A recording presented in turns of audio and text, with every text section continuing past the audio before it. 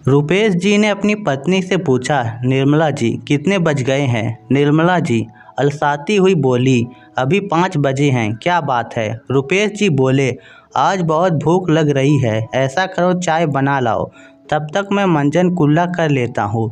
निर्मला जी बड़बड़ाते हुए, देखो तुम्हें तो नींद आती नहीं, लेकिन घर में और सब लोग तो सो रहे हैं, अभी से जाकर किचन में लाइट जलाकर खटर पटर करूंगी तो सब लोगों की नींद खराब होगी और फिर बउए 7 बजे तक उठ जाएंगी, तब चाय बन जाएगी। रुपेश जी बोले, ऐसा करना, अदरक मत कूटना, ऐसे ही चाय बना लेना, बिना अदरक की फिर तो कोई आवाज़ नहीं होगी। निर्मला जी बोली, मैं अभी नहीं जा रही, चुपचाप आंखें बंद करके सो जाओ, आज इतवार है तो बच्चों की भी छुट्टी है। मैं तो नहीं जा रही। और निर्मला अपनी चादर तान कर सो गई। रुपेश जी 10 मिनट तो चुपचाप लेटे रहे, फिर धीरे से उठकर मंजन कर लिया।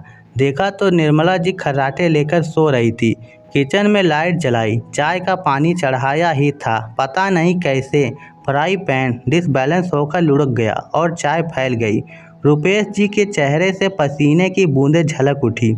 वह कभी नीचे गिरे फ्राई पैन को देख रहे थे, कभी गैस पर फैली हुई चाय को। बर्तन के गिरने की आवाज़ सुनकर निर्मला जी उठकर आ गई।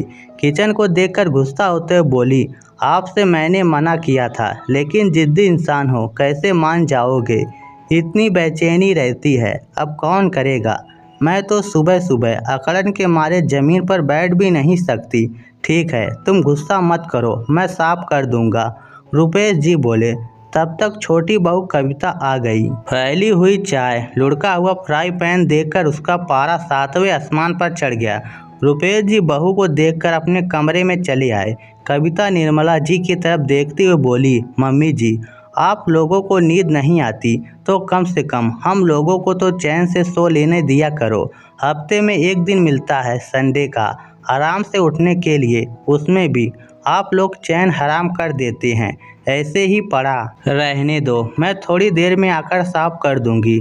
और कविता इतना कहकर अपने कमरे में चली गई। निर्मला जी की आंखों में आंसू आ गए। अपनी बेबसी और अपनी किस्मत पर धीरे धीरे किचन साफ किया, फिर अपने कमरे में आकर चुपचाप बैठ गई। रुपेश जी ने पूछा, क्या हुआ निर्मला जी? छोटी बहू गुस्सा हो रही थी क्या? तुम कह देती, मेरी वजह से हुआ है यह सब। निर्मला, क्या बात है, कुछ तो बोलो। इतना सुनकर निर्मला जी की आंखों से आंसू बह निकले। वह बोली, मैंने आपसे मना किया था, आज इतवार है, सब देर से सोकर उठेंगे, लेकिन आप नहीं माने। रुपेश जी बोले, निर्मला क्या करूं? राम जाने बुढ़ापे में इतनी भूख क्यों लगती है। मैं बहुत देर से जग रहा था, फ्रेश हो आया था, यह पेट की आग नहीं मानती। निर्मला, मैंने 2 गिलास पानी भी पिया था, मुझे क्या मालूम, हड़बड़ाहट में हाथ कांप जाएंगे और चाय फैल जाएगी। देखो गलती मैंने करी और सुनना तुम्हें पड़ा। निर्मला बोली, नहीं जी, आप परेशान मत हो, कविता ने ऐसा कुछ नहीं कहा, लेकिन आप ही सोचो, सुबह सुबह कोई उठकर आए और यह सब देखे तो थोड़ी गुस्सा तो आएगी ही। बहू तो मना कर रही थी, लेकिन मैं सब साफ कर आई हूँ। निर्मला जी बहुओं की बहुत सी बातें अपने पति को नहीं बताती थी, सुनकर भी अनसुना कर जाती थी। निर्मला जी ने कहा, ऐसा करो, कल छोटू नमकीन चिप्स दे गया था, वह खा लो और पानी पी लो। रुपेश जी बोले, काहे को मजाक करती हो, बिना दांतों के कैसे खा लूँगा। थोड़ी देर बाद बड़ी बहू मधुरा किचन में आ गई थी। निर्मला जी ने आवाज़ लगाते हुए कहा, बड़ी बहू, अपने पिताजी के लिए चाय बना देना। किचन से आवाज़ देते हुए मधुरा ने कहा, माता जी, आपकी भी एक ही साथ बना लेती हूँ, दोनों लोग पी लो। बड़ी बहू तो भी थोड़ा बहुत काम कर देती है, ना तो जवाब देती है और काम भी कर देती है। उसके बच्चे भी बड़े प्यार से दादा दादी का काम कर देते हैं। निर्मला जी चाय लेने गई तो छोटी बहू धीरे धीरे कह रही थी, अरे जीजी, क्या बताऊँ, आज तो सुबह से ही मूड खराब हो गया था किचन की खूबसूरत तस्वीर देखकर। लोग तो कहते हैं बुढ़ापे में भूख और नींद दोनों कम हो जाते हैं, लेकिन अपने यहाँ तो उल्टा हो गया है। इन दोनों की भूख तो उम्र के साथ साथ बढ़ती जा रही है। हर 2-3 घंटे में आवाज़ आ जाती है खाने के लिए। निर्मला जी इससे ज़्यादा कुछ नहीं सुन सकती थी और वह कुछ सुनना भी नहीं चाहती थी। उन्होंने ज़ोर से आवाज़ लगाई, बड़ी बहू, हमारी चाय दे दो। आज उनके सब्र का बांध टूट रहा था। जिनके लिए आज तक मरती खपती रही, वह ऐसी जली कटी सुना रही है। पता नहीं निर्मला जी में कहाँ से इतनी हिम्मत आ गई। उन्होंने कहा, मैं और तुम्हारे ससुर बूढ़े हो गए हैं, लेकिन मोहताज नहीं। कल से जिसका मन नहीं है वह मेरा कोई काम ना करे। अरे मेरे पति की अभी इतनी पेंशन तो आ रही है कि हम दोनों की गुजर बसर आराम से हो जाएगी।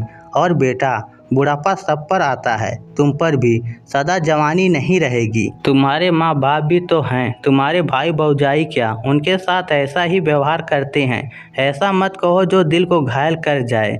ठीक है, इनको बहुत भूख लगती है तो क्या करें, मैं अपना सारा सामान मंगवाया करूँगी। हाथ पैर नहीं चलेंगे तो टिफिन लगवा लूँगी। और हाँ, एक बात याद रखना, ये घर तुम्हारे बाबूजी ने मेरे नाम ही लिख रखा है, तो ये कभी मत सोचना कि हम कहीं और चले जाएंगे। दोनों बहुएं अपनी सासू माँ का यह जगदम्बा रूप देखकर डर गई। उनकी नज़रों में सास ससुर तो 75-80 वर्षीय दिनहीन इंसान थे। निर्मला जी इतना कहकर अपने कमरे में आ गई और रुपेश जी का हाथ पकड़कर बोली, अभी हमारी उम्र इतनी भी नहीं हो गई कि छोटी छोटी चीज़ों के लिए दूसरों पर आश्रित रहें। आज से आपको दुखी या परेशान होने की ज़रूरत नहीं। आपको जो भी खाने का मन होता है ना, मैं राधा से कहकर बनवा लिया करूँगी। जब बहुओं को हमारी इज्जत नहीं करनी है तो हम क्यों उनके लिए चिंता करें? रुपेश जी बोले, शांत हो जाओ निर्मला, इतना गुस्सा अच्छा नहीं होता। ठीक है, कविता बहू में इतनी परिपक्वता नहीं है, लेकिन तुम तो बड़ी हो, तुम तो अपनी उम्र का लिहाज करो। थोड़ी देर पहले तुम हमको समझा रही थी, अब क्या हो गया? निर्मला जी बोली, बस ये सोच लो, सब्र का बांध टूट गया, अब और नहीं। आप भी कुछ नहीं कहोगे? ठीक है, जैसा तुम्हारा मन हो वह करो, रुपेश जी बोले। तो दोस्तों, इस स्टोरी को लेकर आपकी क्या राय है? नीचे कमेंट करके हमें ज़रूर बताइएगा। धन्यवाद।